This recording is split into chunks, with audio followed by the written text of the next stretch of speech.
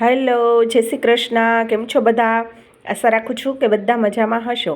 તો આજે આપણે બનાવીશું સિંગદાણાની બરફી. એકદમ મોઢામાં મૂકતા જ ઓગળી જાય તેવી મીઠાઈ, અને કોઈ પણ વ્રતમાં આપણે ખાઈ શકીએ તેવી મીઠાઈ. તો ચાલો આપણે રેસીપી શરૂ કરીએ. તો એના માટે મેં અહીંયા એક કઢાઈ લીધી છે અને એમાં મેં 2 કપ જેટલા સિંગદાણા લીધા છે. આ રીતના આપણે 2 કપ જેટલા સિંગદાણા લઈ લઈશું. હવે આપણે સિંગદાણાને ખાલી 5 થી 7 મિનિટ માટે શેકી લઈશું, જેથી કરી અને સિંગદાણાની ફોતળી નીકળી જાય. આ રીતના સિંગદાણાની ફોતળી નીકળી જાય એટલે જ આપણે એને શેકી લઈશું. હવે અહીંયા મેં લગભગ બધા જ સિંગદાણામાંથી ફોતળી કાઢી લીધી છે, અને કોકમાં આવશે તો ચાલશે, વાંધો નહીં આવે. હવે આપણે એક મિક્સર જાર લઈ અને બધા જ સિંગદાણાનો સરસ ફાઇન પાવડર તૈયાર કરી લઈશું. આ રીતના આપણે ઢાંકી અને એકદમ સરસ મિક્સર ગ્રાઇન્ડમાં પાવડર તૈયાર કરી લઈશું. હવે આ રીતનો આપણો એકદમ સરસ ફાઇન પાવડર તૈયાર થઈ ગયો છે. તો આપણે એક બાઉલમાં એને બધો જ જે સિંગદાણાનો પાવડર તૈયાર કર્યો છે એ આપણે એમાં નાખી દઈશું. હવે આપણે અહીંયા 2 કપ જેટલા સિંગદાણા લીધા હતા, એની સામે આપણે 1 કપ સામે નાળિયેરનું ઝીણું ખમણ આપણે એમાં એડ કરશું.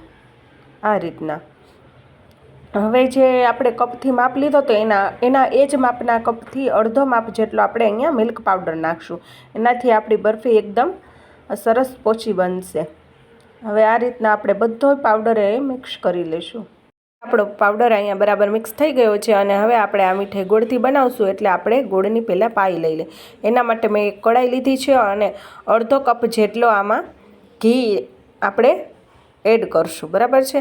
હવે જેટલું ઘી લીધું છે અને જેટલા આપણે સિંગદાણા લીધા હતા એ જ માપના કપથી આપણે 1 કપ જેટલો ભીલીનો ગોળ લેશું. જો ઓલો લોંદીયો ગોળ લેશો તમે અને જરાક લાલ પડતો હશે તો આપણી મીઠાઈ છે ને લાલ પડતી બનશે, અને આ રીતનો ગોળ લેશો તો એકદમ આપણી મીઠાઈ એકદમ સફેદ બનશે. અને બસ જો આ રીતનો ગોળ ઓગળી જાય એટલે જ આપણે એને પાઈ લેવાની છે, અને ઉપર થોડા થોડા બબલ થઈ જાય. વધારે આપણે આકરી પાઈ કરવાની નથી. આપણે પાઈ વધારે આકરી થઈ જશે તો આપણી મીઠાઈ એકદમ ચવળ જેવી થઈ જશે. હવે આપણી આ રીતની પાઈ તૈયાર થઈ ગઈ છે ગોળની. હવે આપણે મિક્સ કરેલો પાવડર બધો આપણે એમાં એડ કરી દઈશું અને સારી રીતના મિક્સ કરી લઈશું. આ રીતના એકદમ હલાવતા જશું અને મિક્સ કરી લઈશું. અને બસ આ સ્ટેજ ઉપર આપણે ગેસની આંચ પણ બંધ કરી દેવાની છે. આ રીતનું આપણું મિશ્રણ તૈયાર થઈ જાય એટલે આપણે ઘી લગાવેલી થાળીમાં આપણે મીઠાઈ બધી સેટ કરી લઈશું. આ રીતની બધી મીઠાઈ આપણે એમાં નાખી અને સારી રીતના એકદમ પ્રેસ કરી અને આપણી મીઠાઈ એકદમ સેટ કરી લઈશું. હવે આ રીતની આપણી મીઠાઈ થાળીમાં સેટ થઈ જાય પછી આપણે ઉપરથી કાજુ અને પિસ્તાથી ગાર્નિશ કરી લઈશું. એકદમ આ રીતના લગાવી લઈશું પ્રેસ કરી, અને જેથી કરીને એમાં એકદમ મીઠાઈમાં બધા ડ્રાયફ્રૂટ ચોંટી જાય અને એકદમ સરસ મીઠાઈ આપણી સેટ થઈ જાય.